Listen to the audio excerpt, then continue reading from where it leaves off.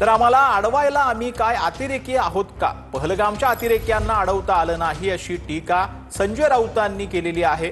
निवडणूक आयोग सरकारच्या दबावाखाली आहे, आयोगाला स्वतःचं मत नाही असंही राऊतांनी म्हटलं। निवडून आलेले सदस्य कोणी राज्यसभेत कोणी लोकसभेत चालत जात असताना आम्हाला अडवलं पोलिसांनी आणि निवडणूक आयोगाला भेटता येणार नाही सांगतात।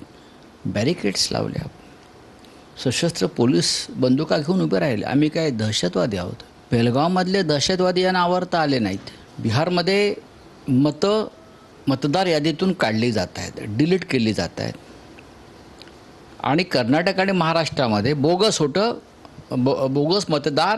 मतदार यादीत घातली गेली आणि ह्या चोरीतून हे सरकार सत्तेवर आलं। 300 खासदार जेव्हा रस्त्यावरती उतरतात आणि निवडणूक आयोगाला भेटण्याची इच्छा व्यक्त करतात, तसं आमच्याकडून पत्र गेलेलं आहे त्यांना, तरी ते जर असा आडमुठेपणा करत असेल तर ते सरकारच्या दबावाखाली आहे। किती पुरावे पाहिजे? राहुल कशाला? मी द्यायला तयार आहे पुरावे, आम्ही द्यायला तयार आहोत पुरावे। निवडणूक आयोगाला स्वतःचं मत नाही। लोकशाहीच्या रूपानं चाललेली हुकुमशाही त्याला वेसण घालण्यासाठी या भारताला पुन्हा एकदा सेशनची गरज आहे।